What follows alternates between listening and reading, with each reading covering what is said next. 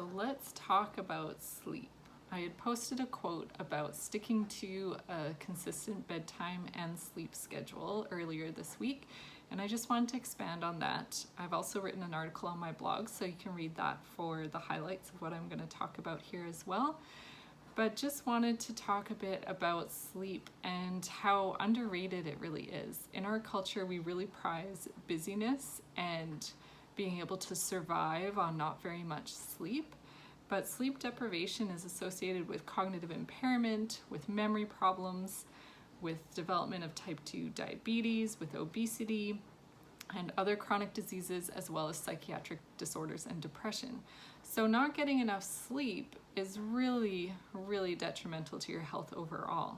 It's so critical for immune health and brain health and just your overall well-being, because when you sleep, that's when your body has a chance to rest, to digest, to consolidate short-term memory to long-term memory. There's so many things that are happening while we sleep. And yet it's something that we often neglect. We just kind of fall into bed, hope to fall asleep, hope to have a good sleep, and then do the same thing the next day. Or we might stay up late trying to get some more me time if we want to stay up beyond the kids, and then we wake up in the morning and think, oh, I need to go to bed earlier tomorrow night. But we don't. We stay up, we fall asleep in front of the TV, and then we go to bed later than we want. So sleep is also critical for hormone production and regulation. So it's actually been associated with infertility, not having enough sleep. So there's some very, very important things that are happening while we're sleeping. So what can we do? A consistent bedtime is one of the 5 research-backed tips that examine.com listed as something you can do to improve your sleep. And so that is mostly what I'm going to talk about today. So going to bed at a consistent time really allows your body and brain to know that it's time for bedtime, and having a bit of a bedtime wind down ritual or routine can really help with that as well. It's a process that your brain learns to associate with sleep, and so that can really set you up for success. So that can be as simple as just washing your face, brushing your teeth, lying down, or you can add in extra things that really resonate with you. So you could put essential oils in the diffuser. Something like lavender is great for relaxation.